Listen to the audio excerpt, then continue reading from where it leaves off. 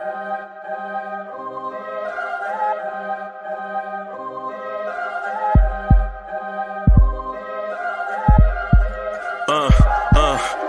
rank where the view is nothing less than phenomenal. For how I express and project from my abdominal. The only view better, both my daddy and my mama know.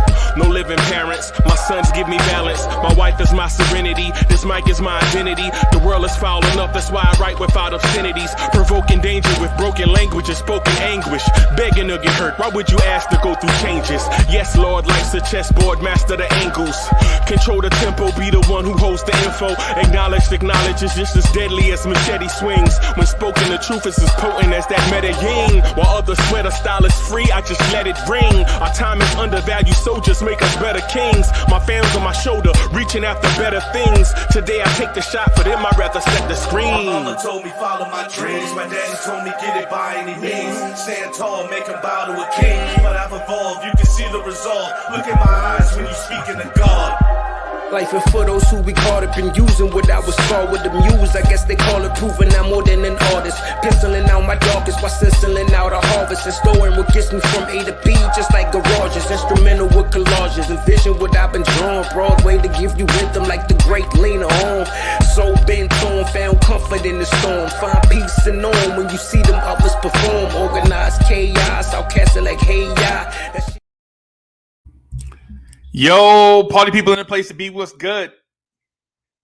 It's your main man, the number one chief rocker in Knicks universe, Uncle Freezy. Welcome to the Knicks Morning Drive. Throw your hands in the air and wave them like you just don't care. And if you got some loot and a stick of juicy fruit, somebody say, oh yeah. What's good, y'all? What's good, y'all? Man, it's good to see y'all, man. Good to be with y'all, man. Been down for a minute. But I've been missing y'all the whole time. Man. Been wishing I could get here and rock with y'all. You know what I'm saying? Been missing y'all, man. It's good to see y'all. Nick G in the building. What's good? David L is in the building. What's good, brother? It's good to see you. Greeny in the building. What's good? Greeny says, welcome back, man. It's good to be back, man. Lily Phillips is in the building. Jay Busby, you know what time it is. Hey, you know what time it is. Jay Busby in the building. What's good with you? Yeah, man. Jay Busby. Hey, listen, y'all. Today is the day. But listen, I've been down for a minute. I missed a lot of stuff. I'm here. But I need some help catching up on the stuff that happened from Thursday night to this morning. There was some stuff. I didn't get a chance to do a lot of in-depth research, right? Mainly it's just,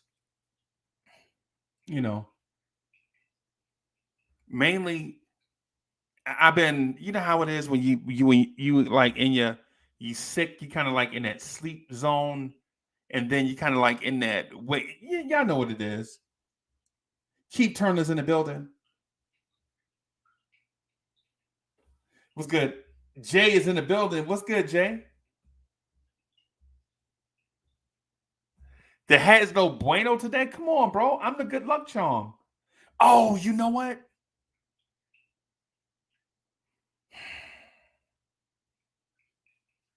I've been to the last, and this is gonna sound weird, and y'all probably gonna think I'm the jinx, but the last 8 or 9 Knicks games I've been to, the Knicks have lost. And the last 10 or 12 Mets games, whether they be in Baltimore or DC or Atlanta, the Mets have lost.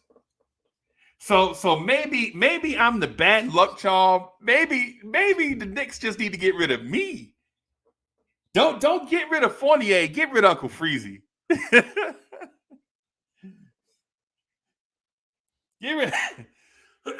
Uncle Freezy, don't trade Fournier so that Grimes can start. Just get rid of Uncle Freezy and then everything will be all right. JJ's in the building. What's good, man? Let's go Mets, man. Let's go Mets. Let's do something. Let's show improve, man. It's October.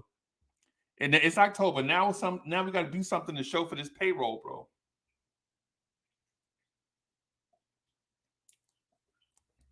DeGrom, stop playing. Paying you all this money. We putting you at that level of Tom Thibodeau. You know what I'm saying? We putting you at this level of Dwight Gooden.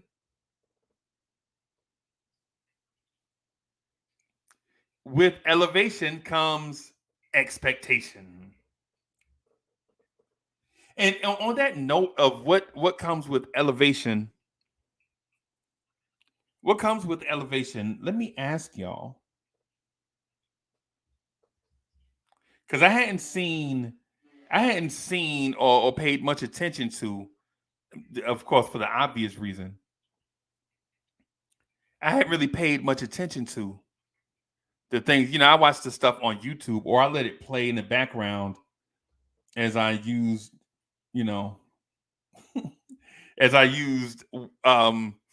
waste paper dispensers as, So I heard the Evan Fournier thing. I didn't get a chance to listen to it in full. But I really don't know why we dislike the Evan Fournier thing so much. Is it just because we want to see the young kids play? Or is it something deeper than that? Chat, allow me to elaborate on that and ask you for your input. The Evan Fournier thing is a real thing, right? The Fournier thing is a real thing. But then when you hear him speak, Evan Fournier is one of ours. Yo, Coach is in the building. What's good, Coach? Let me put the link in there for my man, for all my mans. Let me put the link in there for all my mans, man. Listen, man, I missed y'all so much. Y'all have no idea, bro. Y'all have no idea how much I missed y'all, man. And it ain't been nothing but like 3 or 4 days. You know what I'm saying? And I miss y'all like summer was out. South Brooklyn is in the building. Eric Siriel, what's good? Heck, Breezo was in the building. Man, what's good? What's good, man? It's good to see y'all, man. Man, it's good to see Pete. Man, it's good to see Eric Siriel and Kerry Cox and everybody in the chat. You know what I'm saying? Challenging the conversation so we won't just be a bunch of random fanatics up here just talking about random stuff.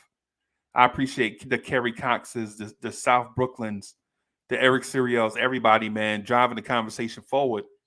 You know what I'm saying? We're trying to make this platform one where we just don't sound like a bunch of random dudes just talking about random stuff.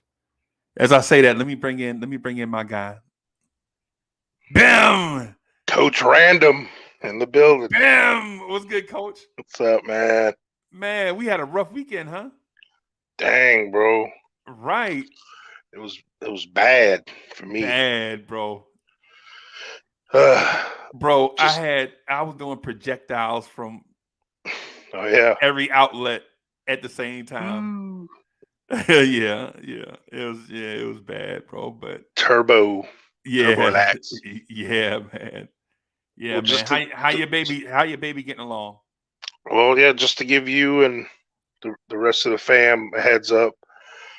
First dramatic event, in case you guys didn't know, my youngest little coach, my 16-year-old was down, and him and his mom were down right in the eye of the storm. They were living in Cape Coral. So as y'all know, Hurricane Ian hit them bad. they're still without power and all that stuff going on. You know, schools are closed, all that stuff. And he was needing pops to go down there and scoop him up. So the problem was something that's a 3-hour drive normally, because of road closures and flooding and all this stuff, took me about 8.5 hours to get down there. Damn. Yeah, bro, it was bad. Detours and reroutes and detours. Oh yeah, all that crazy business. Slowed up traffic and no gas, and you had to stop for gas like halfway and all that stuff. Yeah. So did all that, come back. My oldest son, you know, he's in college. He was told that, you know, he was already a starter in a couple of packages, but like wait a minute, which son? You talking about the baby? My oldest one now in college. Okay. Now, well, anyway, so long story short, I got my young one. He's here with me now, so he's gonna be here until all that mess down there passes over and school starts back up. You know. Okay. So besides that, my oldest, who's a freshman in college, on Saturday, he was finally going to be a full-time starter in every package on the defense. Yeah. So, however, after playing for 14 years since he's 4 or 5 years old, played both sides of the ball, never missed a game. Every snap, every game. Never missed a game. Every injury, drill. Yep. Ever. And the most violent sport. But unfortunately with this sport, it's not if, it's when, usually, you know. Right. And unfortunately, my homeboy, he dislocated / fractured his ankle from a freak accident. You know, it was facing the wrong way. I sent you that picture. Yeah. I don't know if you saw it. You know. Yeah. So he's bummed. I know physically he's not like us anymore. You know, he's 18 years old. He's in the best shape of his life. He'll be back next week. Oh yeah. Us will be back. We down 4 years. We'll be down 4 years and complain the whole time. Yeah, we're gonna need a 4-year red shirt on that one. Nah, but I'm just, you know, his mental health. You know, he's never been out like this, and he's really bummed. You know, yeah, you gotta be there for him. Gotta be there. Yeah. So, and the hardest part as a parent, when you're sitting there watching a game on TV, and you see your child go down, and he's on the turf and he's rolling around, and you're like, oh no, and you just feel helpless. Wait a minute, is that my boy right there? Yeah, what? And then you hear the announcer say, I think that's Zach Malpica. You know, they said his name. I'm like, oh no. So then you have the whole helpless here in Florida feeling, and he's up in Pennsylvania, and then they break to an ad, like a commercial on the stream or whatever. And I'm thinking, he'll get up and they'll take him to the sideline, and we'll find out what's going on. Throw some dirt on it. But then all of a sudden, they come back from commercial, and there's teams kneeling and stuff, and you're like, oh, you know what I'm saying? So then you start thinking everything, and you get in parent mode, and you're like, what's going on? And Coach, you ever played a professional sport? Yeah, I played in the Arena League for 2 years. Yeah, and you've been injured in that professional sport, right? Oh yeah. Actually, I tore my ACL the eighth game of my senior year of high school. Right. Then I was able to recover and play a little bit in college, and then. But you know what though? Tore a hamstring in Orlando. Not to cut you off, but don't it put you in that same spot that your parents were in when they were watching you? Oh yeah, of course. And you didn't realize it at the time. Mm-hmm.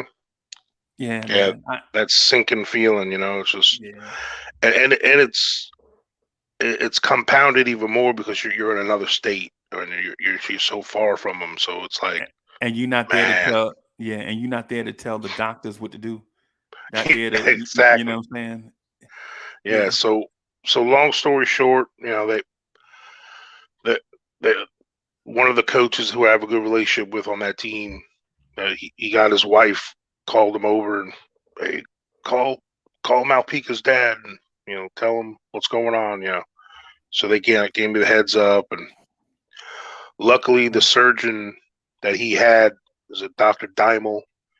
He's one of Penn State's team physicians too. He's originally from Stanford. He's a Stanford medical guy. Right. He was a team physician for the San Francisco 49ers, so he was definitely in good hands, Right. So they did a combination of repairing the bone, and then they did what's called the tightrope procedure, what Tua had back in the day in Alabama. Right. So it's less screws and hardware. Right. It's supposed to be a stronger, better surgery. So right. And that's a surgery too that's supposed to prevent stuff like what's the high ankle sprain? No. The thing that prevents the infection. Oh yeah. So because of all the things it increases infection. You remember the Cleveland Browns burned down a facility over it. Oh, I know. You remember they turned it? They had dudes that would have that, and they kept having that same infection. Staph. Staph. That's what it was. And so they streamlined the procedure so you could recover faster. Yeah, you know what I'm saying. And they say he'll be up. He should be back to like about 3 months or so, 3 or 4 months, but that'll take him, to the end of the season, obviously. Yeah. So it's. But he got a taste. Yeah. Oh yeah, he definitely did, and they're definitely. That's more than some freshmen can say, bro. Oh yeah, and his coach was telling me, he was telling me, man, this is why we love him so much. Like when he was on the field, about to be taken off on the stretcher, he was yelling, "You guys better effing win this game!" And probably he was more thinking about the team before, more even thinking about his leg, So, yeah, man. But hey, it is what it is, man, and it's. We had me and his mom were already flying up there. His birthday is on the 15th of this month. We were flying up there. I was hoping to be for that game to watch him play, but now we have to go up there and spoil him up a little bit. Yeah, man. But that's the nature of the game, guys. And when you're playing at any level, even if you're in high school or whatever, it's the game of life. It's when you play at a certain level and you play with the energy and physicality that some of these guys do, injuries are going to happen. Yeah, man. Hey, and just for the record, people are like, man. What's Zach, that? man? Wow. Yeah. People are probably saying, man, Zach, man, hey, Jets and Giants fans. Mm-hmm. Yeah. Jets and Giants fans. Your roster is filled with similar dudes, but you may wind up getting this one if you lucky. Jets and Giants. Yeah, it'd be nice. Well, the thing is, right now, because his skill set and his size, he's kind of like a hybrid right now. Like that's probably exactly like what. Don't mess around and let him get to a place. Don't let him get to a linebacker university like the Chicago Bears, and he might be one of those. See, because the Giants, man, Giants and Jets. The Jets don't have an identity. So 1 year they're, 1 year they want to throw the ball but don't have a quarterback. Mm-hmm. The next year they want to build up the defensive line but don't have linebackers and corners. You know what I'm saying? But the Giants at least want to run the football down your throat, even if they don't have the personnel to do it. That's what the Giants want to do, right? But places like Chicago, they'll take a player like a Zach, and you won't know his name until like 2 or 3 Pro Bowls later. You're like, why is this dude still in? Yeah, hey, coach, you remember a dude named Brian Urlacher? They're like, who's Urlacher? Urlacher. Yeah, and we were telling people the whole time, man, this dude's name is Brian Urlacher. He's from New Mexico. Yeah. This dude is, you know what I'm saying? Wasn't he a safety? Wasn't he a safety? Right. Yeah. Like, who lets a linebacker return punts? You know what I'm saying? Yeah. Yeah, man. Yeah. Yeah, man. Well, that's what I mean, because of his frame and everything, and once he gets his man buff, what that little thing that happens. Not this man buff. Not Yeah, coach man no. buff. Not It's old that man buff. it's that 18 to 21 boost you get. Yeah. That extra layer of meat, of good meat. Right. He he's probably going to be more like a JJ Watt type.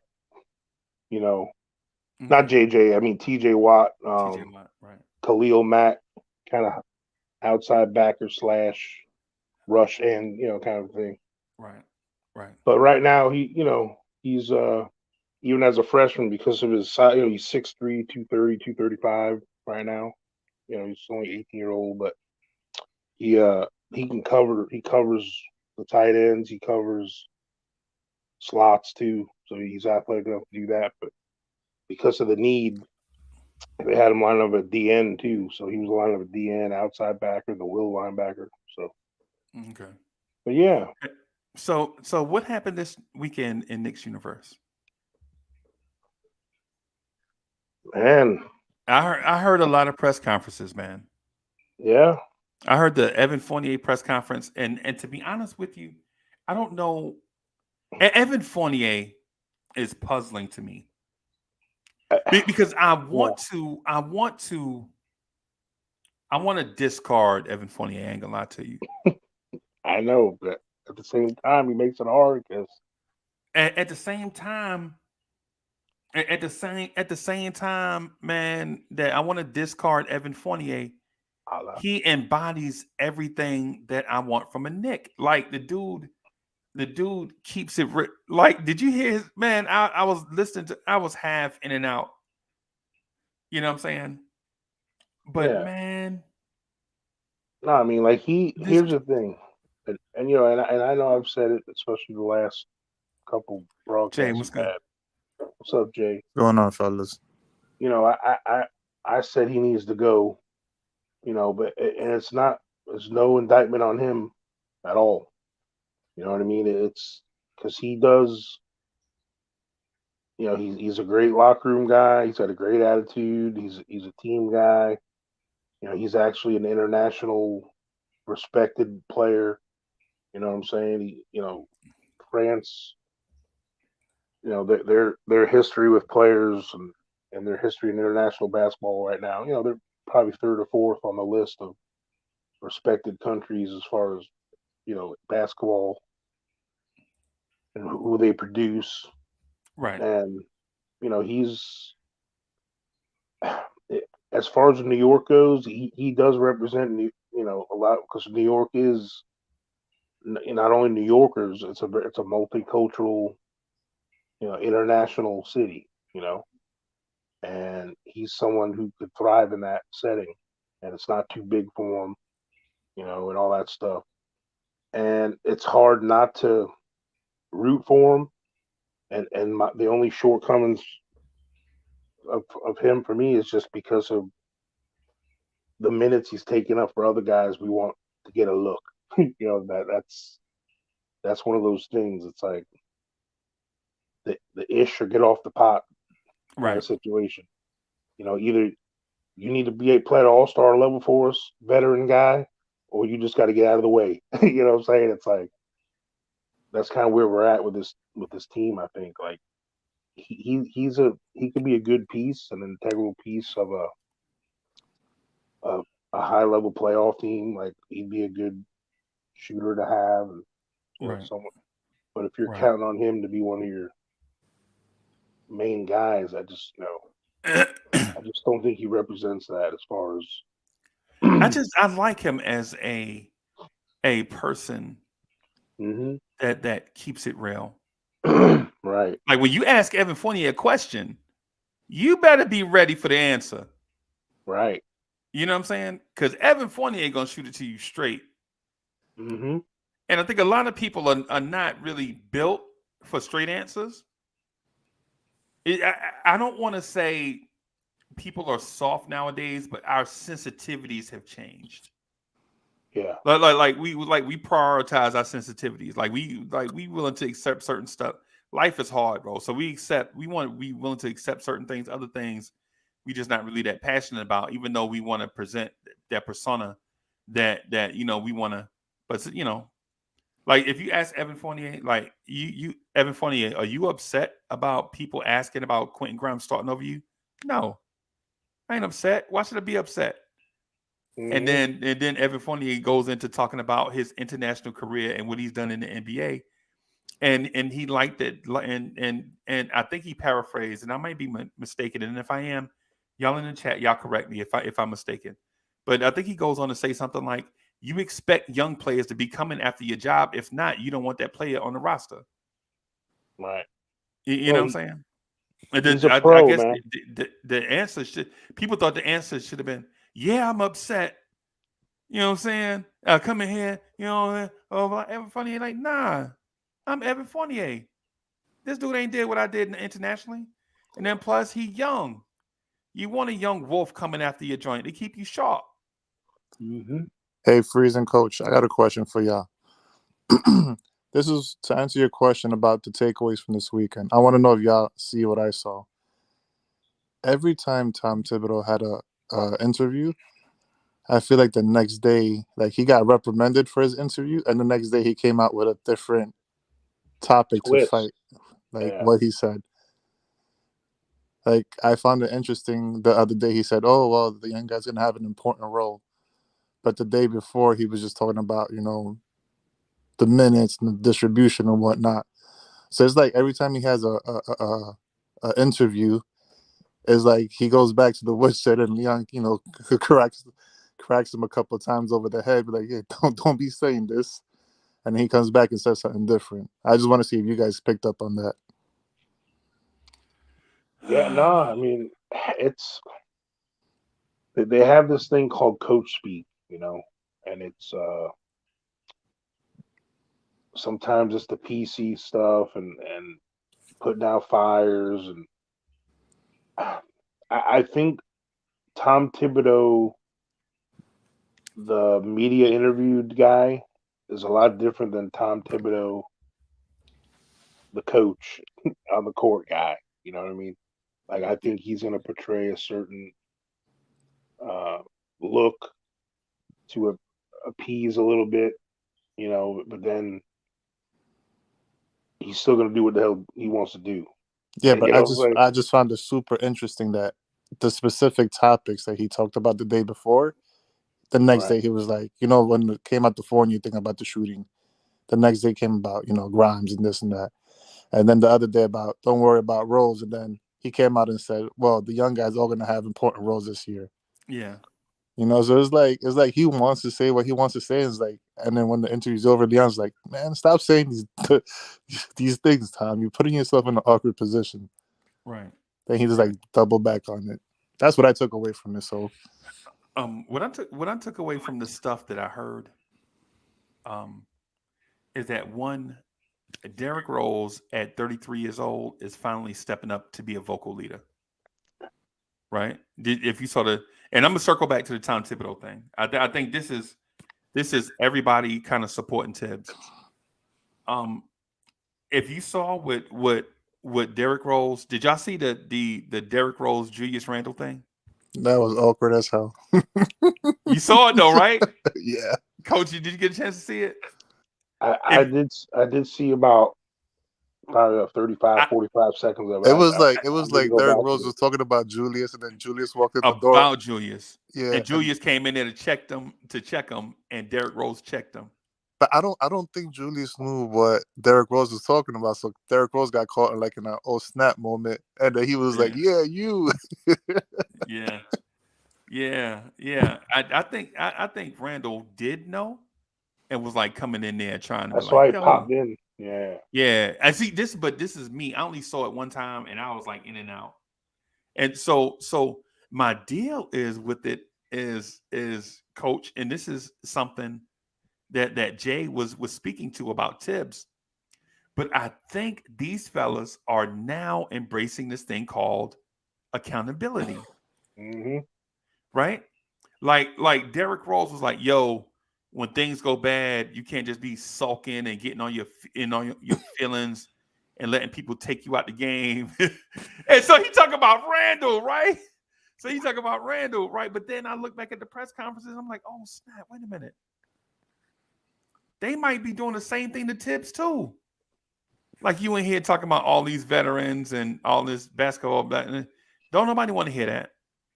They want to hear about tomorrow. Knicks fans are so tired of hearing. Knicks fans are so tired of hearing stuff about in-game stuff and all that. We don't care no more about that. Because if you're talking about in-game stuff, you know what I'm saying, basketball stuff, and we won 37 games, you out of here. Right? And we don't want to start from scratch after all of that when we can start the rebuild thing today. You know what I'm saying? And so I think that's what I think that's the frustration with Tibbs last year and this year. Like you get Tibbs in the press conference and even if it may be his truth, it felt like our lie. You know what I mean? You know what also people didn't catch about what Tibbs said yesterday? What's that? And I'm surprised it hasn't caught more airwaves. He says we're playing 5 out with Mitch also, and then he threw in there. Oh, and Julius can play the 5. And after for 2 to 3 days, he kept talking about no, I have the stats. I watched the film. It don't work. Yeah. Now he's like, you know what? We can play Julius. That at was the Sunday, 5. right? That was Sunday, right? Yeah. Now I was like, oh, we could play Julius at the 5 now. So you know what that opens the door for? That opens the door for Obi at the 4. Mm-hmm. The Tibbs just needs to come to understanding. It doesn't need to be all game long. You can do it for 2 to 3 minute spurts. You know, when the matchups are right. And we gotta understand this too is, you know, in between these press conferences, they're having practices. You read my mind. Okay. You read my mind. So he could be thinking something one way, and then and see all something of a sudden, in practice. He tried in practice. I'm like, oh well, maybe this might work. Yeah, he also said the same thing. He's like, oh, he mentioned we. He said we like Cam Reddish's length. We like long wings. He just need, you know, that's what he said. His words. He never said that before. Right. But now he's understanding. Maybe he, like you said, Coach, he's seeing it through practice. Mm-hmm. We're really not that long in the wings. Cam Reddish is the only true wing we have that, you know, can play as athletic with length. Maybe now he's seeing it. You know what, though? You know what I didn't notice? I noticed he doesn't bring up Emmanuel Quickly's name as much. Right. That was one of my observations. You know, I think Quickly is going to be, my belief is Quickly is going to be the breakout star. Right? But I listened, and as I listened, I noticed that he mentioned Miles McBride's name more than he mentioned Emmanuel Quickly. Which is weird because those names were mentioned as point guards. But the year before in Summer League, he only wanted Quickly to run the point. Right. Work on his point guard skills. Only Quickly. But now he's leaving Quickly out of the point guards. Yeah, and Miles McBride started at point guard this Summer League. So maybe they see him as maybe not a key rotational piece,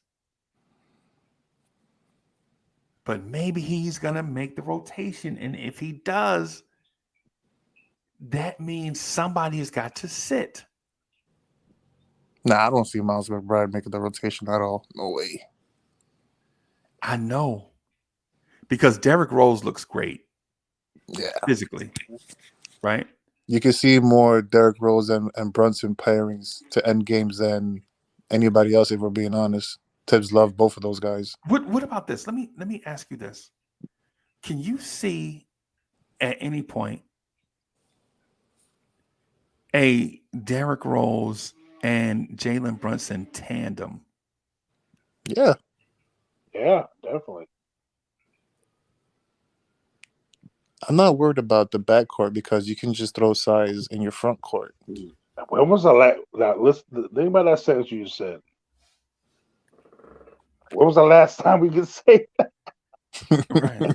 Right. I'm not worried about the backcourt. Right. We actually said that sentence out loud. Right. Yeah, man. Because we got different guys in the backcourt that can do different things now. You know, you Yeah. have the leader and creator in Brunson. You have the spark plug off the bench and quickly. You have now Derrick Rose, who's basically can do all of the above. Right. Right.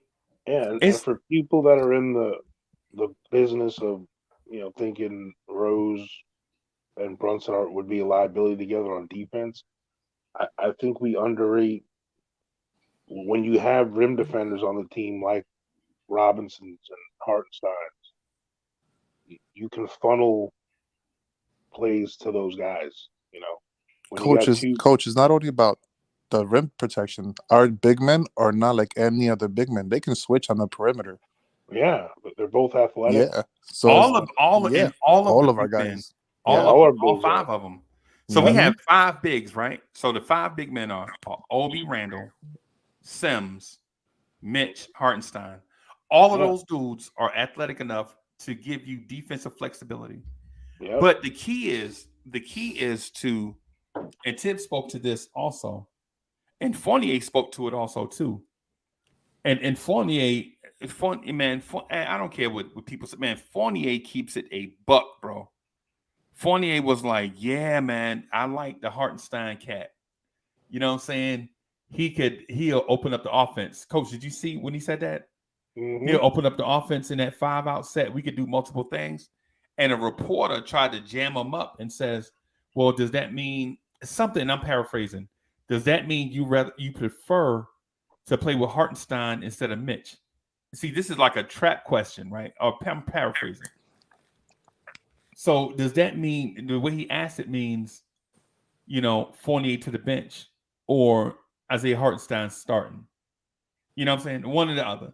It's the same thing because he's like, nah, it ain't that. It's just Mitchell Robinson can do a lot of things. He's just uncomfortable with his ball handling. And when you think about that in a nutshell, maybe that's the one thing that Mitch needs to work on to unlock the other parts of his game. Handling the basketball. Handling it. And I don't mean basic dinosaur steps, big man, I pet the basketball. Nah. Like getting the basketball and looking on the other side of the floor, picking a guy, getting into a Jokic bag.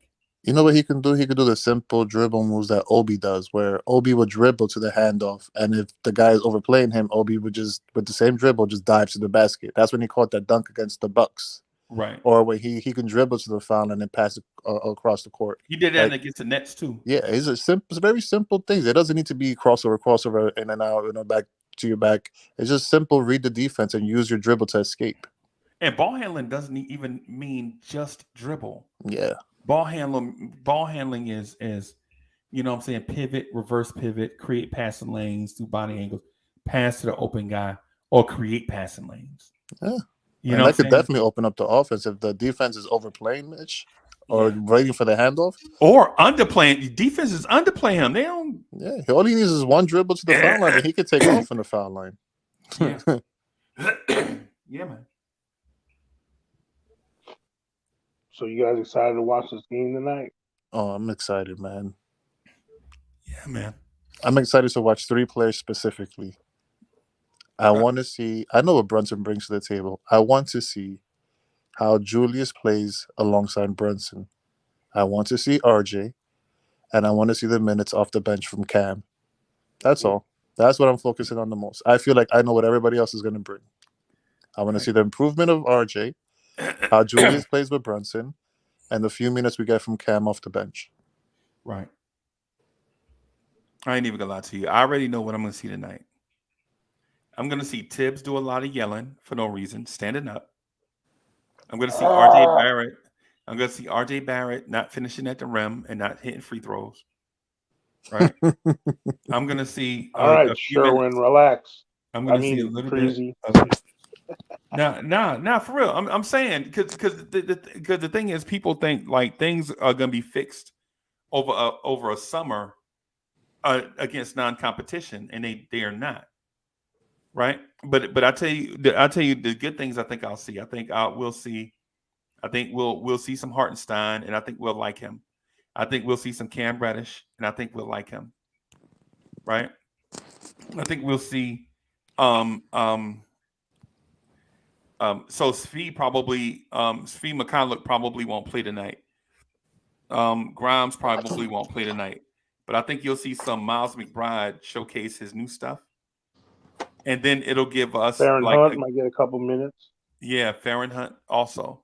I want to see the guys push the issue to make the front office make a decision. Like, if these guys are pushing the issue, like, I want to see like Cam and Grimes and RJ like play really well for the front office to be like, yeah, you know what, we got to get rid of Fournier to get these guys the minutes. Like, I want to see them force the issue.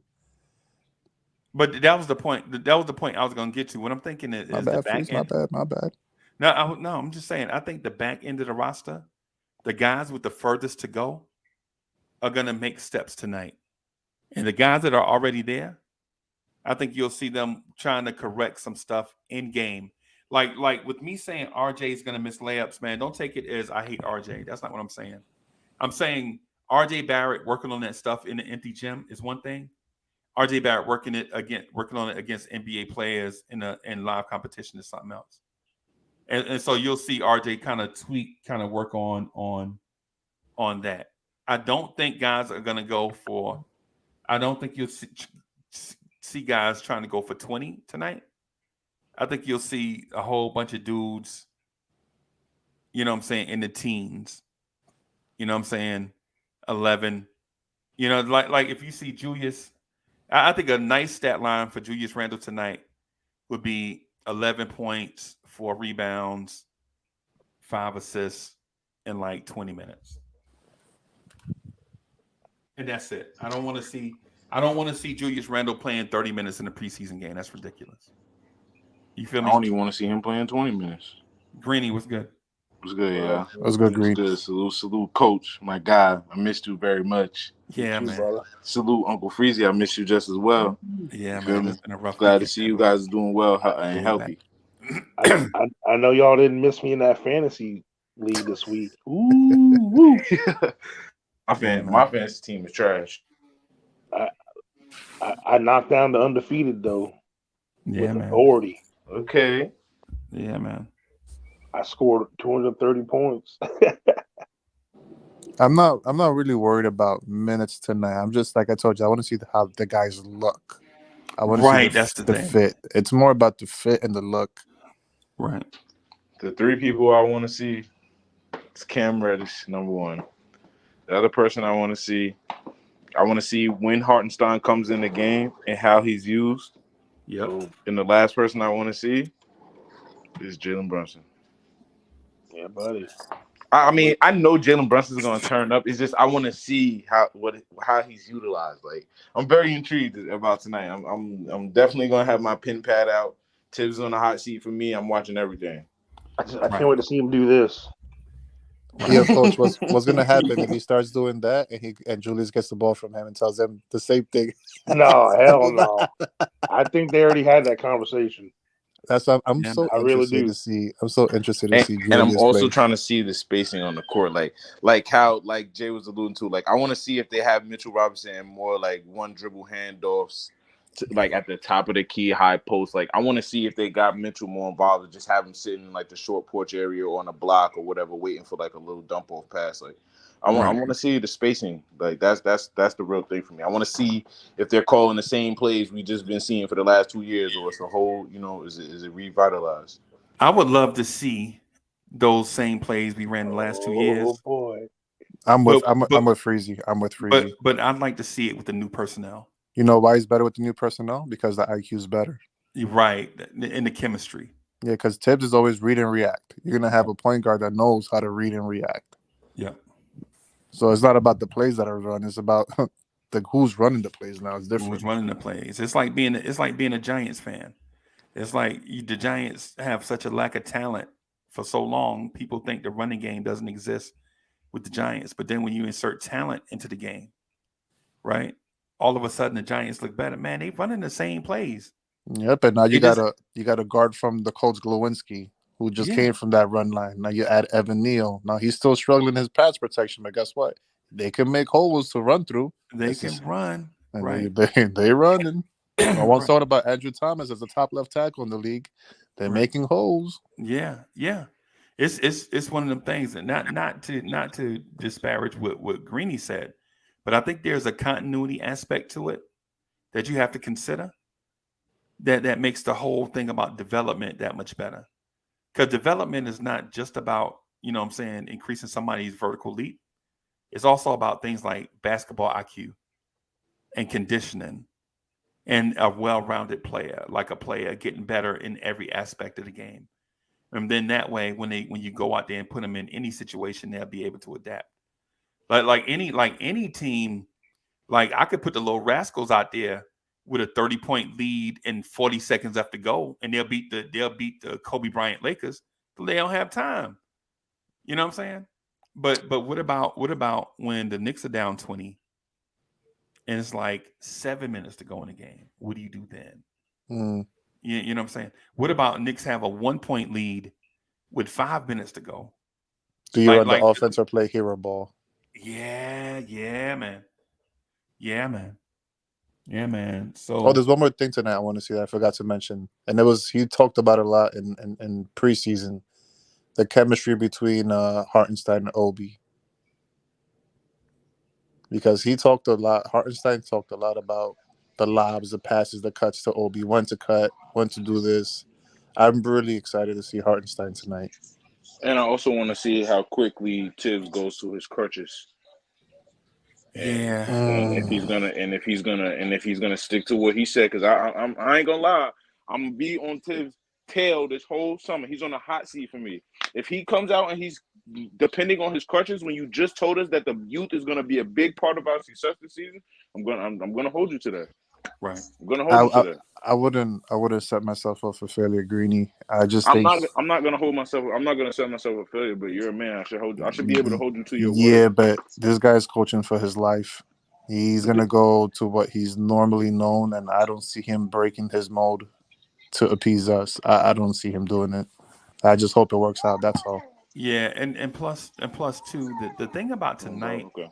is it's a preseason game, and it's the first preseason game. So there's no ramp up right here. It's just let's show the world what we've been working on in training camp and preseason, and then we'll ramp up. We'll ramp up towards the last preseason game. Also, Freeze, check this out. You know who we're playing, right? Yeah, the Detroit Knicks. But you know exactly what's gonna happen, Them right? three are not even going to play, Check this supposedly. out. So you're gonna have eyes on Jaden Ivey, right? You're gonna have eyes on what was the big man again?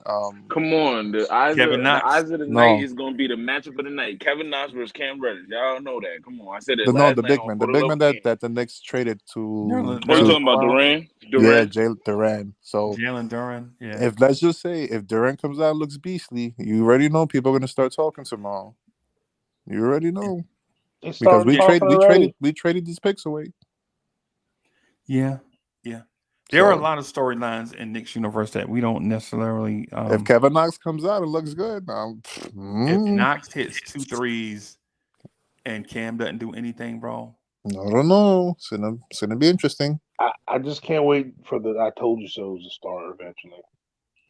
It's preseason. I wouldn't put much into it. I just know the narratives not people after are gonna tonight. use. I know what they're gonna go to. Oh, EG 14,000 just said Duran is a beast. He is. We already lost the trade. Oh God, dog it. It's not about losing the when trade. EG 14,000 say something, bro, you know it's a fact. Yo, Freeze. What bothers me about the trade is that you made the trade and you hyped it up as we got picks to make a move. But now that you didn't make the moves, you basically washed away a lotto pick for nothing. Right. So that's what bothers me the most. But Jay, guess what though?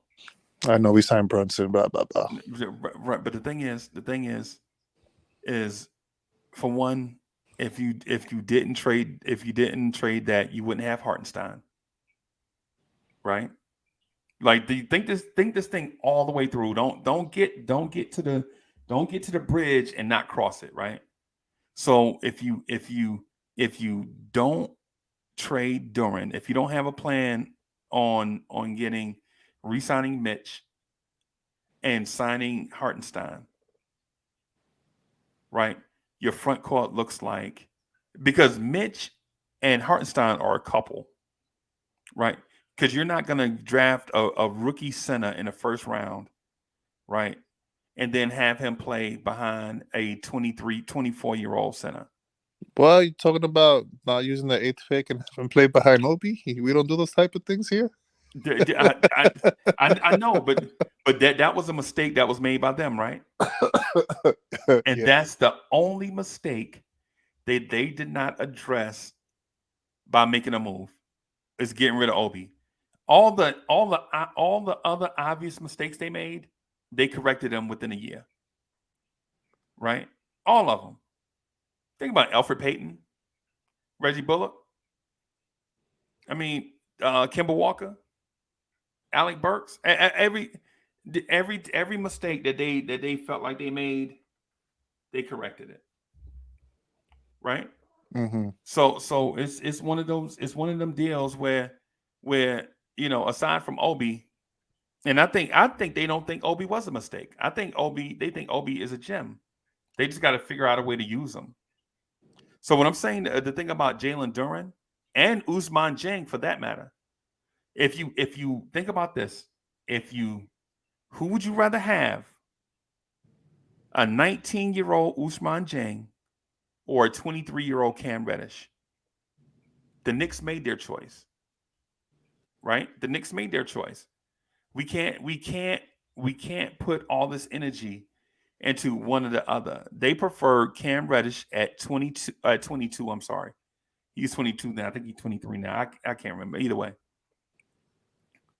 Cam Reddish and Farron Hunt. Can you imagine a roster? Think about this roster: Ousmane Dieng, Jalen Duren, if it was possible, Farron Hunt, Jericho Sims. How would you feel going into the season? Tibbs will never play those guys, period. Yes, Tibbs would have a 7-man rotation. he wouldn't play those guys, period. Right. Yeah. So when it comes to this, oh my goodness, let's not cross the bridge. Nah, man, if we go in there, if that's our mindset, we got to think this thing all the way out. Right? If the Knicks had kept Duren, if everything had fell through and they kept Duren, then you're talking about a big man rotation of Duren and Sims.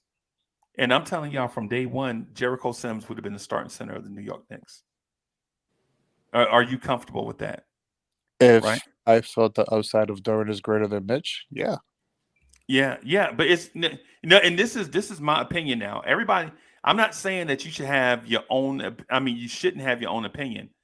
I'm saying that I like the fact that the Knicks have draft picks and Mitch and Hartenstein versus not having draft picks and having Ousmane Dieng and Jalen Duren. Now, going back to your point that you mentioned about they chose Cam Reddish. This is my problem that I told you the other day about. They have two separate entities that they don't function as one. The Knicks chose Cam Reddish. Right. Tom Thibodeau, from what we've seen, hasn't really fallen in love with Cam Reddish, no matter the measurables that he brings to the table. So again, but he had to see him. I hope it works out. We'll find tonight. That's what I'm so excited about tonight. I can't wait. I just want to see how Tibbs goes out and plays these guys. Grimes is not playing. We know that. Maybe Fournier is not going to play that many minutes because he missed a couple of practices. He sore. Right. The time is down for these kids to show out. I want to see RJ take over. I want to see these moves he's practicing. I wasn't too fond of him practicing by himself because you're not doing it against live defense. It's a big difference. So I want to see how Julius plays off of Brunson, the pick and rolls. I want to see Julius be a finisher. Right. I think Julius can fit that role very well. Right. And so let me just so Jay, I hold up back a lot of stuff, right? Because this is a Knicks channel, a Knicks fan channel, and so this is not the place for me to just express my opinions all the time. I offer them only when I feel like they're necessary, right? Or in a situation where I feel like the narrative is skewed so far one way that I gotta bring it back to the middle. And one of the things that I had been hearing, and which is boggles my mind, is that Tibbs didn't like Cam Reddish, right? And to me, I think that was BS. I think Tibbs didn't like the idea of a blind date, right? Anybody in here ever been dragged on a blind date? Like legit. Wish like you were blind. Yeah. I wouldn't do that to myself. Yeah. Anybody in here has ever been on a blind date? They're like, yo, what you doing Friday night? Man, I got a 6-pack of beer in the freezer, man. I was just gonna get on and play some Call of Duty. Video games. I'm watching man. I'm watching the NBA preseason game. Yeah. I'm saying like the excuse you give, you sound so much like a Gomer. You know what I'm saying? Well, I was gonna order Papa Leo's had a buy one get one on pepperoni pizza, and you sound like such a Gomer, right? And then they're like, "Yo, I'm going out with this girl, but she said she would only go out with me if she brought her friend along. Can you go with me?" Oh boy! And you like, "Yo, taking one for the team." What's this girl look like? I don't know, because I don't know what my girl looked like either. We had just been chatting in this app. Oh boy. You know what I'm saying? So that's what I think Tibbs got. I think Tibbs got blindsided by the blind date. Right? Tibbs got blindsided by the blind date. That's all it was. I don't ever think. Listen, man. The one thing I noticed about NBA coaches, they never burn bridges. Like, you never see an NBA coach talk trash. When's the last time you seen two NBA coaches not like each other?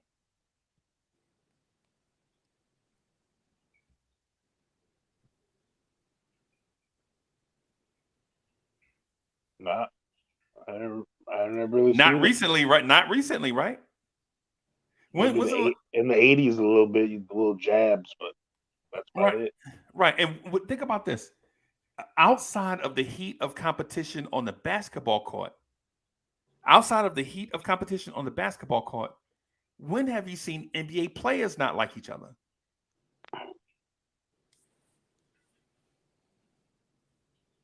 Yeah, that's been the big knock. That's been the big knock on these NBA Nowadays, players. Like, they too fraternal, right? Yeah, they talk smack about it. Like, oh, I hated the other team. You can't be, the guys even as soon as the Barkley, Shaq, when they talk about it on TNT, they talk about that sometimes. Right. They fraternize too much. Yeah. And they know loyalty to teams and represent. And so the thing is about Cam Reddish coming to the Knicks, you could see it on Tibbs' face. Like, he didn't want to throw the organization on the bus for doing what they're supposed to do, infuse the roster, the organization with talent. It's just, when you asking me to play the kids all the time, play the kids, and then when I start playing the kids, you gonna bring in another kid? I can't even get these kids in. I can't even get minutes for these kids, and you brought in another one? Yeah, but if we had the same roster we have now, minus Derrick Rose, and then you made an in-season trade for Derrick Rose, I'm pretty sure Tom won't have no issues putting Rose in the lineup. Right. I think there was a preconceived notion of Cam around the league, and coaches speak to each other all the time, I'm sure. And probably Tibbs heard, he's not the type of player that he likes. He heard bad things about his work ethic or whatnot, his attitude. So maybe he just went up based upon that. But having a whole offseason with Cam, all we can do is hope that he changed Tibbs' minds how he feels about him. Because, again, nobody in this team has what Cam has, period. So you don't think Tom Thibodeau would have called out Cam Reddish about work ethic?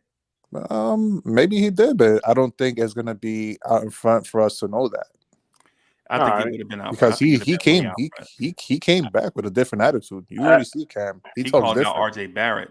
He called out RJ Barrett in public after a game. Yep. He called out, or he was like, "Yo, he don't come to the gym no more. He don't put in the same work he put in year 2 like he did in year 3."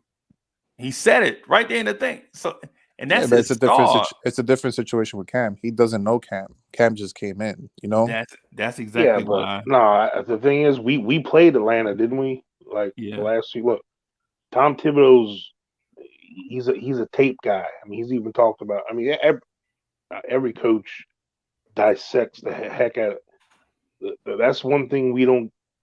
As far as like, there's a lot of fans out there that aren't informed. A lot of them in this chat that don't know enough about other people besides highlights and stat lines. Like guys like Tibbs, coaches, he knew exactly what he was getting, and he unfortunately, I think it came down to what we were just saying. I already got guys I can't get in the game, and unless he plays point guard, I can't use him. right. Right now, because and that was we can't force. It's like trying to force a square peg into a circle, whole situation. It's just like it was a victim of circumstance for Cam, and then when he did start to kind of give him a couple minutes, he was already a little banged up, and then he got hurt, unfortunately. So it kind of nixed that. Yeah, I think Cam Reddish was like blue jeans, bro. Cam Reddish was like denim jeans, bro. Like with me, I'm a big guy that live in the South. I don't wear blue jeans, bro. I wear basketball shorts and slides. You know what I'm saying? But then I gotta go somewhere. I'm like, where them blue jeans at? You know what I'm And if they saying? ain't broken in yet, yeah, I, uncomfortable. I still would rather wear, if it was my nice attire, some nice khaki shorts and some That's because you a jock, bro. polos. That's because you a jock. You a Polos. jock. You a jock to your That's- heart, bro. Can you just stop being a jock for like a second, man, and dress like an adult? I can't. If I can get away with it, I wish because back when I used to have to wear a tie and a suit sometimes, oh man, I hated it. Yeah, man. Yeah, I'd man. be one of them guys that wears that shorts. The guys that have Yeah. Or the t-shirt with the bow tie on it. Yeah, man. Yeah, man. So the thing is with that, I would say I don't ever think it was a thing where Tom Thibodeau refuses a challenge. I don't think Tom Thibodeau is a type of cat that backs down from a challenge. You know what I'm saying? If you pose my man a challenge, he looks like a dude that not only takes the challenge head on, but you will have to go to him and be like, enough is enough already. You still ain't. Tom Thibodeau looks like that scrappy type cat, right? And so the thing with Cam Reddish is if you give Tibbs, we brought in this young guy, make him great. Can you do it? Man, who you think you're talking to? You talking to Tom Thibodeau. You know what I'm saying? I think it's one of those type deals. I don't think it's like one of them bullying things where you bring in this supple little puppy from somewhere else who has been abused and whatever, and you bring him into some weird situation. I just think Tom Thibodeau and Cam Reddish needed some time to get to know each other. Mm-hmm. That's it. That's it. I hope that Cam Reddish learns how to play basketball the Tom Thibodeau way. So once he gets Tom Thibodeau's trust, then Cam can play basketball the Cam Reddish way. Right. Because he's not going to come out here and do Cam Reddish things. Right. Tom wants you to hit your corner threes and play defense. Once you show Tom you're capable of doing that and making the hustle plays, he will give you the minutes and he will trust Why is it you. important to hit corner threes, though? That's Tom Thibodeau's offense. Right. So in my opinion, it's important to be able to hit those corner threes so that when you run that pick and roll, you get the spacing on the floor where defenders don't crowd the attack area. And the reason why that is now you get Cam with wide open shots, you get Obi with wide open shots, and you get RJ with maybe finishing over 2 guys instead of 3 guys.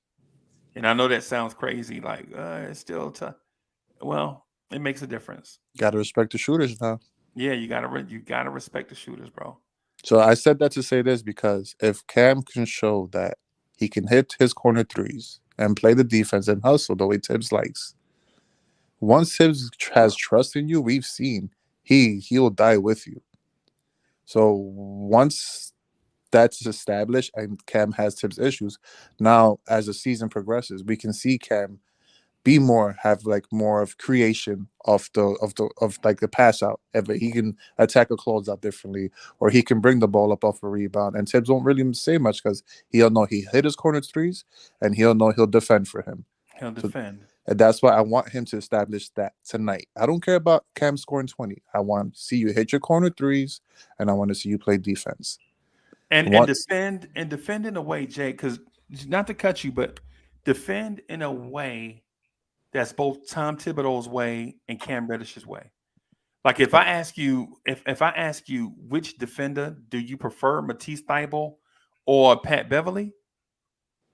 People were like, what's it matter? Defense is defense. No, they defend different ways. Pat Beverly, Quentin Grimes are try to be up in your jersey and try to prevent everything. Right? Matisse Thybulle covers you and the area, right? You and the area and passing lanes, right? Kind of like a Scottie Pippen, if you will. Not as good as Scottie Pippen. That's not what I'm saying. So I don't want people to get that twisted.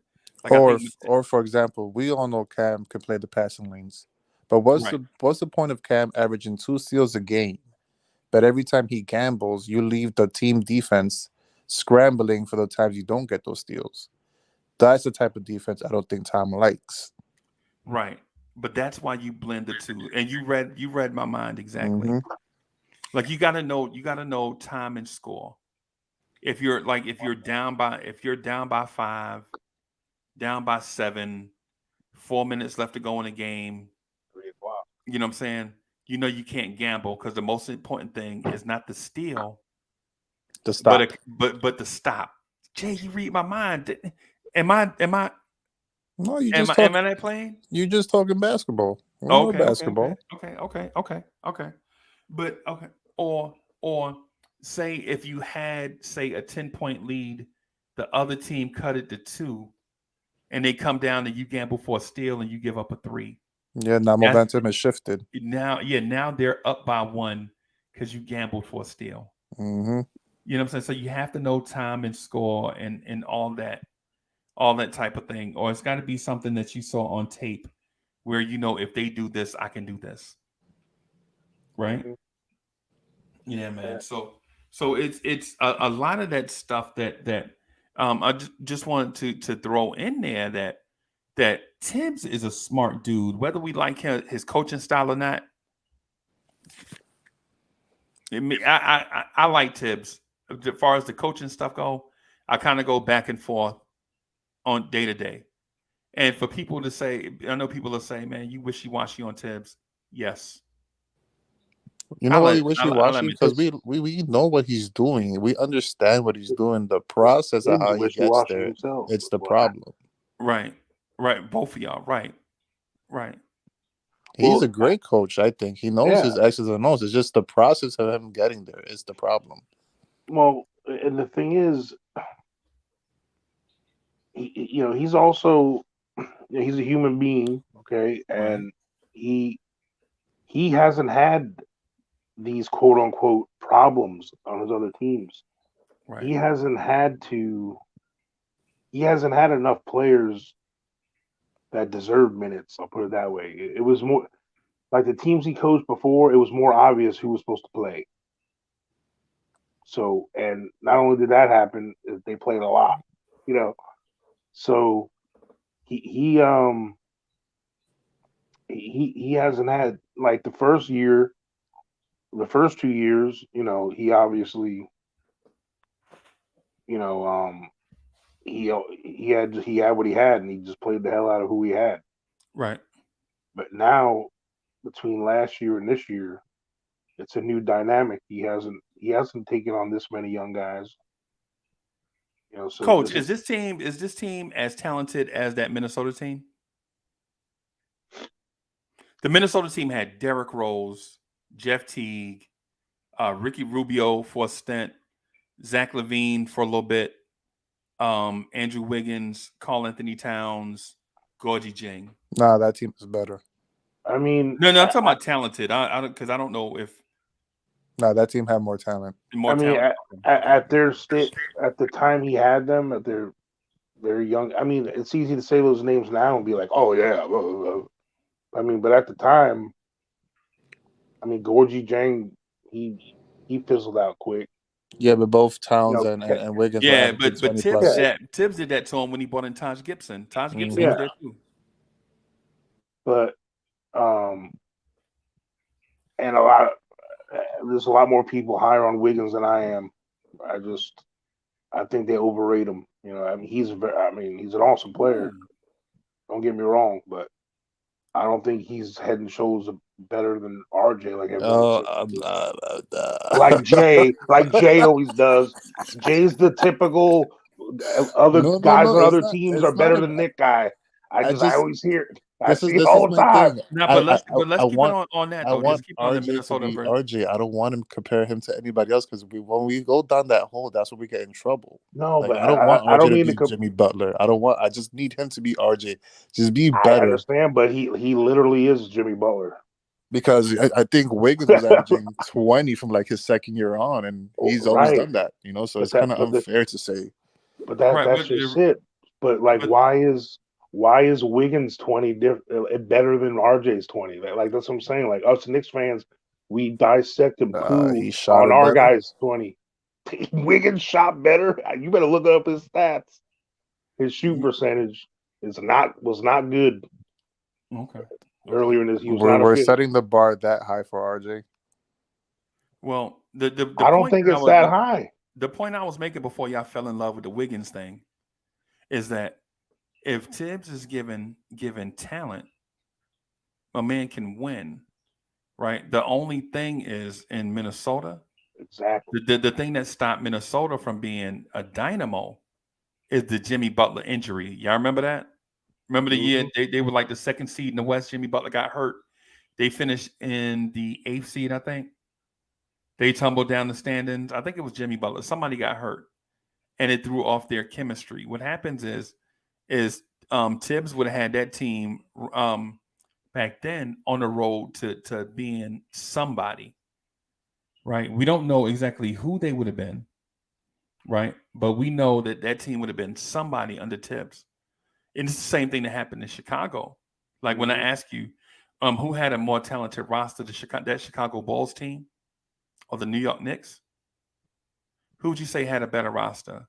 The Carlos Boozer, Joakim Noah, Luol Deng, Jimmy Butler, Derrick Rose, Keith Bogans, Kirk Heinrich. I want to say us now, but we don't have the X factor as MVP Rose. Yeah.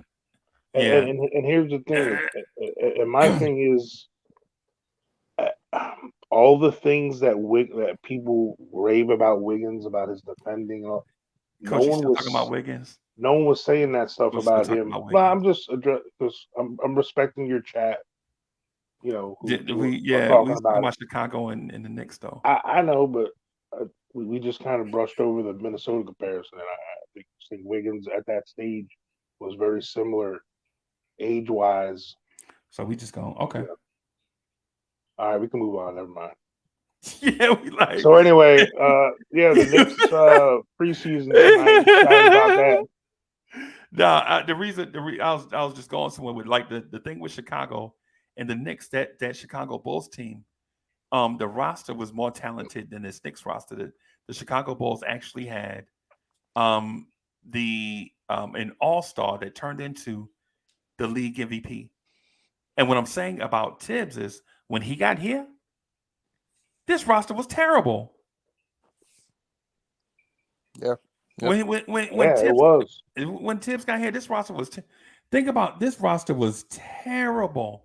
And not only was the roster terrible, not only was the roster terrible, the previous regime and coaching staffs, they buried their young players.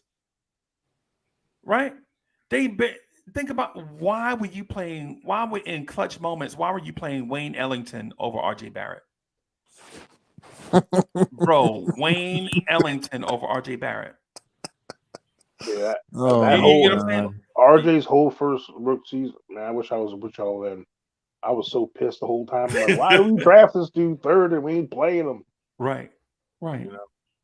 Right. You know, man. And so what I'm saying is with the Thibodeau thing, I understand why he is trying to establish a culture.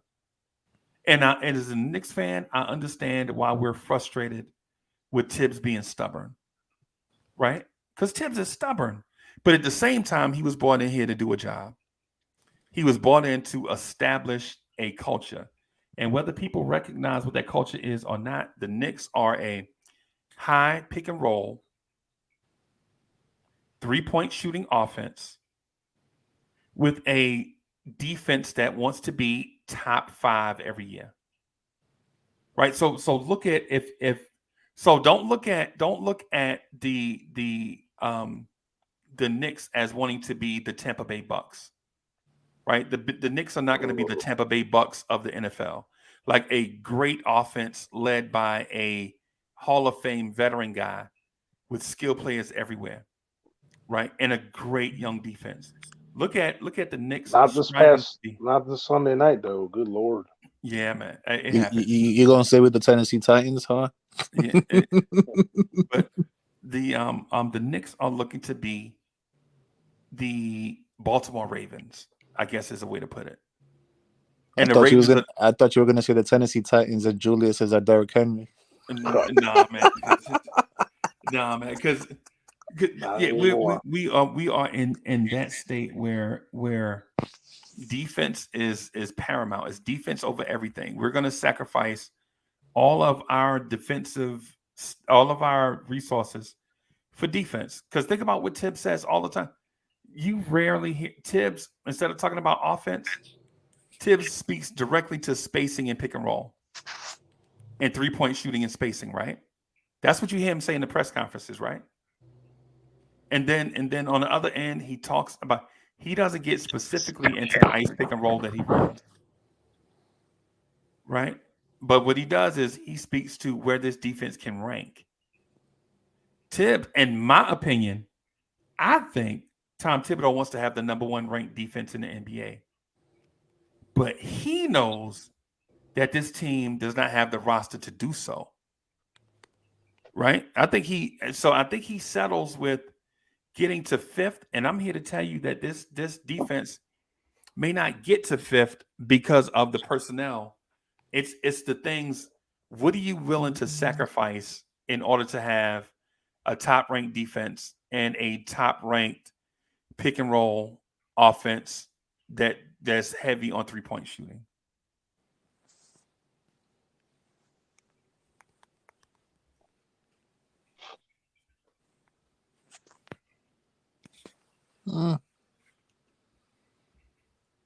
Hey, East Brew Drew says the Ravens are all offense. Lamar Jackson, right?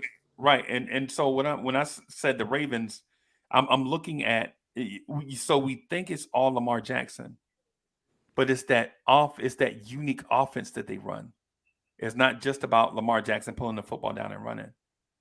You know what I'm saying? It's a system that they run. So while I do get frustrated with Tibbs, I do, however, understand where he's coming from. And then the one thing that may frustrate Knicks fans is if we get rid of Tibbs. If we get rid of Tibbs, then we have to start the whole process all over again. Do we? Yes. Yeah, or we'll the start main, losing games 125 to 120. or the main guys that are here still have that work ethic that we build. It depends on what the new coach wants. Schemes. Yeah, it depends on. Yeah. Yeah, Yeah, man. I'm sorry. I was gonna cut out. and I'm not giving Tibbs a pass as far as in general, but like I said, the coaching job he did last. I mean, but what he does coaching is different than what he does um, substituting. I know it's supposed to be part of the job, Right. Right. but with the guys he did have on there, I don't think his problem was coaching. You know what I'm saying? He maybe should have gave some other guys some chances, obviously, but I don't think his shortcomings are coaching. It's just I think he made chicken salad out of chicken, you know what, and that was the situation. You know what, Coach? Now these guys are kind of like year 3 in Tibbs' system. Yeah, Like now it's on him. Yeah, now he can't say, There's no right. excuses. These guys have been 3 years in your system. I think they all paid their dues. Now's your time to use them. Like, you can't tell me that you still want to establish anything. These guys have been here. They established it already. Jane. Yeah. And you know what? And Tom Thibodeau can go to the podium and say that. Mm-hmm. He can go, Yep. hey, man, these guys have been in this system 3 years. I mean, what else can we do? We can't get in between the lines for them.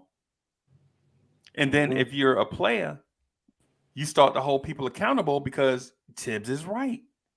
He laid out these systems. This will be the 3rd year. He laid out the system. You know you're gonna run the ice pick and roll. You know your point guard is supposed to flip the opposing guard to one side of the floor. Yep. And Don't then make that goddamn cut, Obi, when you know you're not supposed to. Right. You just year 3 in the system. You know now. Right. It's these things. Like Coach, I can't wait for me and Coach to watch games because Coach, what we did last year. I can't wait for tonight. What are we doing about that tonight? Are we doing anything like that? No, I can't, man. My wife is having surgery in the morning. Oh man. Yeah. So this is like some real stuff. I just jumped on for a few minutes because we got a break. Keep your head up, Freezy. Real talk, man. Keep your head up, man. Yeah, man. We rocking and rolling, man. We in good spirits right here. Man, my dog came in the room and licked my leg. I was like, okay. Even the dog knows what's going on, bro. I guess it's biorhythms. But anyway, I can't wait for me and Coach to watch the game because we gonna point out stuff like when shooters bunch up. Like one of the things last year, like shooters would be bunched up on one side of the floor. And you like, yo, how in the world? Spread out, man. Yeah, Greeny, what's good, bro? What's good? My son in here making noise. Now, but Coach, if you got 3 shooters bunched up on one side of the floor, guess how many defenders it takes to defend three players? 1. Right. So now guess what you got to defend the other 2 players on the floor? 4. Right. And these are the things that Tibbs be screaming from the sideline about, like, what are y'all doing? And then yeah. And so it's little things like that, like 3 shooters on one side of the floor, right? Or somebody cutting and got their back to the passer. Like, how are you cutting with your back to the? What's he supposed to do? What? These are the things that drive coaches crazy. You cutting with your back to the passer. How are you supposed to see the pass coming? You just can't. 3 years in the system, you got to know by now. You got to know. And Mitchell Robinson in the post up spot, bro. You're a big, but you don't have post game. Why are you in a post-up spot? Now Randall is on the opposite side of the floor on the wing, jab, step, pump, fake, rip through, jab, step, pump, fake, pump, fake. Now you mad at Randall, but Mitchell Robinson is in the post-up spot, not the dunker spot. The dunker spot is the new TNT coined it. It's actually called the perch. Like, it's the spot like right between 7 and 10 feet away from the rim, where you right off the edge of the backboard, where you hang out in that spot where if somebody, when the offensive player come to the rim, you crash. Yeah, the hash marks. Yeah, One step and go. yeah. The opposite block. Yeah. But when you got Mitch in a post up spot, you're like, Mitch, what are you doing? For one, you catching the ball in the perch is you catching the ball on the block is suspect. Two, if you catch it, what you gonna do with it? I think You that's the reason why they brought in Hartenstein. you excited to see the Spanish pick and roll tonight, or what? You think they're bringing it out or not? I think so. I think they're gonna whip out everything. I think they've Coach, well, let me ask Coach, what you think? You excited to see? Bro, I can't wait. I can't wait to see. I I just we have athleticism. We that is one thing we have. You alluded to earlier. This is going to be a bold statement, a bold take, but I don't think there's a more athletic five front court players. Like, I mean, as a group, that's a pretty athletic group as far as like their ability to move their feet, just their straight line speed, like all of them. I think it's Both the are best in the business. I agree with you. both are fours, both are are 3-5s. They're they're all athletic. We don't have sloths at those positions. Right. And they have size. So it's Right. not like you get athleticism at the Yeah. detriment of size. These are big boys that can do that. Mm-hmm. Yeah, they You know, like you putting in what's his name? Noel? Well, I mean, yeah, Noel. Yeah. Yeah. Yeah. But I mean, PJ Tucker. Ain't Yeah. like we got him at center or Yeah. you get teams that got them guys, which they have their own worth for what they Or do. Nicholas Claxton. It's not like you got Nicholas Claxton down there. Yeah. Hey, Freezy, I was just reading an article real quick by Ian Beckley, and he said that he wouldn't be surprised if you see, because last week they used a lot of R.J. Barrett, Reddish, and Brunson lineup all week when those two guys were sidelined, and he said it'll be interesting to see that lineup a lot in the preseason.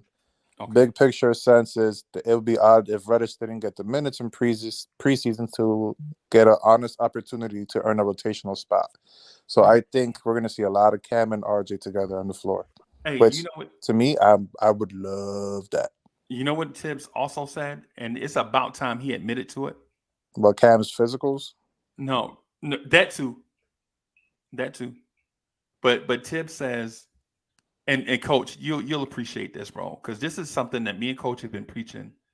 We've been basically pounding the drum about this, and I felt like we were like on this wing island by ourselves. Tibbs said most lineups are a point guard, wings, and a big. Right? Yep. Right? And so they were like, what? He's like, yeah. You throw a point guard out there of any type, just any type of point guard. And we all know that, man, listen, there are so many point guards are like quarterbacks. There's so many different types of quarterbacks. Like you got your stationary quarterbacks, right? You got your check down Charlies. Then you got your let it fly guy. You know what I'm saying? Mm-hmm. Then you got your, you know what I'm saying, all types of different. You got your scrambling quarterback looking to throw the ball short. You got your scrambling quarterback that want to run. You know what I'm saying? Like Steve Young and Michael Vick are different type scrambling quarterbacks, but they are both scrambling quarterbacks.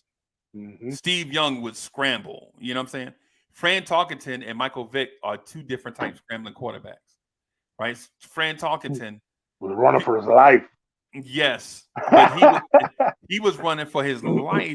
But before Dan Marino, nobody had more passing yards than Fran Tarkenton. Mm-hmm. Archie You know what I'm Manning. saying? Yeah, man. Yeah, man. And so what I'm getting at is Tibbs said up a point guard, which means any type, wing players and bigs. He's like, that's the game now. Point guards, wings, and bigs. Mm-hmm. There's no more shooting guard, small forward. all of that stuff. This is something we had been talking about way back in the summer.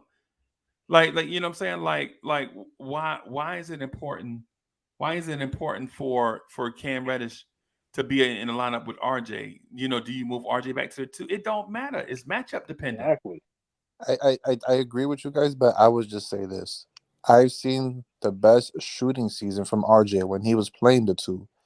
And as much as I love Cam Reddish, I think RJ playing the 2, it's more beneficial for us because he is a matchup nightmare at the 2 because he is much stronger than a lot of the 2s out there. And I have the stats to prove it that he shot a lot better shooting against 2s than playing against the guys who are playing the 3 that are 6'7", 6'8", 6'9", lanky, long, and that's what RJ struggled to finish over, like the length. If this works out, I want to see RJ playing the 2. Let me challenge that a little bit. Go ahead, Coach. No, I'm saying, the thing, it's not that he was quote unquote because he was playing the 2. It's just the other wing that he was playing with wasn't respected enough for that said player on defense to cover that you're talking about. So Reggie Bullock. Yeah, exactly. Right. So so the other defender now if someone like Cam's athleticism and length and threat is in there with them, you can call it a 2 or 3. They're gonna get a different defender on them. But Evan Fournier is a respected scorer in this league. Since he's led the Orlando teams with Vucevic in scoring, so he's very respected. I just think it's different. You shooting against guys who are like anywhere from Emmanuel Quickly size to like Bradley Beal, and even RJ still superior over those guys physically. It's not that hard for him to bump them off and for him to get his shot off. But that's a big difference. You can defend Evan Fournier with a pretty low level defender with what he does. Right. And that's speaking to and just real quick, that's speaking to contested shots. Yes. And that's what he struggled with. Yeah, that's speaking to contested shots. Now, every shot you take in the NBA is going to have a varying degree of contest on them. It's much different. He putting his shoulder into a guy who's much smaller than him rather than him putting in a shorter guy who's lanky. Even though you put your shoulder in him, that guy still has the length to bother your shot. Yeah. Most of those 2 guards don't have the length to put up with against a 6'7" RJ Barrett. Right. And I think my primary challenge point to it, and to the point, not to Jay, but just to the point, the point that was made is I think Elfrid Payton being able to penetrate defenses and kick out to the perimeter helped everybody that season shoot career highs and at the 3-point line. Because Reggie Bullock averaged 12 points a game, right? After the All-Star break, he averaged 16 points a game for the Knicks. And RJ Barrett was shooting, excuse me, I'm sorry, man, I'm still a little sick, but RJ Barrett was shooting 36% from 3. And RJ Barrett, Reggie Bullock, Derrick Rose, Alec Burks all got hot from 3 at the same time. And I think they all finished over 40% from 3. Even Julius Randle. And you could tell the difference. Once Elfrid Payton left, a point guard that can penetrate and get to the paint, everybody's 3-point percentage went down. They brought in a guy that was supposed to do the same thing. He couldn't do it, and you saw their 3-point percentages plummet. And you noticed right after the season, the first move that was made was get this guy out of here. This is too much. It's too much rigmarole for the lack of production. And if you notice, Detroit is not even. And I'm not knocking Kemba because y'all know I have a thing against Kemba because of what he said when he could have been here in 2019, and he thumbed his nose at us. But what I will say though is this: you noticed when the Knicks get a point guard that can not only penetrate but kick out to shooters, the Knicks offense looks great. Alec Burks could break his man down off the dribble, but neither could he finish at the rim, nor could he spray out to shooters. Mm-hmm. And so it's like what Tibbs is saying. Tibbs said it best earlier this week when he said a modern NBA offense is a point guard, wing players and a big. But when you have all wing players, remember last year we had all wing players and a big. Y'all notice the thing that was missing? PG. Point A guard. point guard. Yeah. Now check this out. When you have that point guard and you have your shooters, now you have guys like RJ and Randall putting pressure on the rim all the time. You're gonna make those defenses work a lot harder now, especially when you start hitting those shots, because there's gonna be constant Randall at the rim, constant RJ at the rim. Now you got Brunson, rim, mid range, kickouts. Right. It changes a lot on the offense that quick. Yeah, Real man. quick. And you notice, and if you notice this one thing, right? If you notice this one thing, right? Aside from Mitchell Robinson, aside from Mitch, how often did you see a Knicks player dunk in a half-court setting? In an NBA game, you would expect to see that for a bad team at least 3, 4, 5 times a game. Somebody sees a little crease and they just go straight in and attack the rim and dunk, right? But we didn't see that in our half-court sets because we never had the creasing, we never had the spacing for somebody to attack a crease and go to the rim and show off the athleticism. Except for Mitch, Mitch would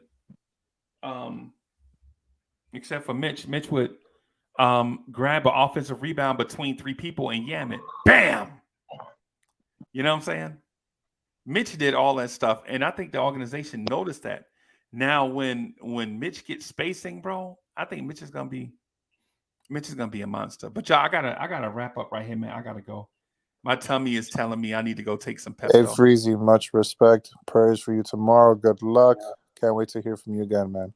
Yeah, man, no doubt. Coach, I don't know, man. I gotta hit you up in a little bit. All right, brother. Because you asked me the question about the game. Yeah. I don't know. I don't know. I'll talk to you about it later I though. understand. Even if it's just a half, whatever. It's nothing. That's fine. Right now it's looking like nothing, but we'll see what we can do. Straight. All right, y'all. Thank y'all for watching, tuning in, man. Appreciate y'all, man. It's gonna be touch and go here for the next couple of days. So don't think it doesn't go unnoticed. Excellent touch on the pink in their titles. Excellent touch. Yeah, man. Appreciate that, man. And thank you everybody for watching, man. Thank y'all for supporting. We're gonna play it by ear, but I'll put the thing out whenever we rock in enough notice. Maybe we can just get some of these guys just to come on without me or something like that. We'll see what we can do. I'll holler at y'all later, man. Peace. Much love, everybody. Peace out.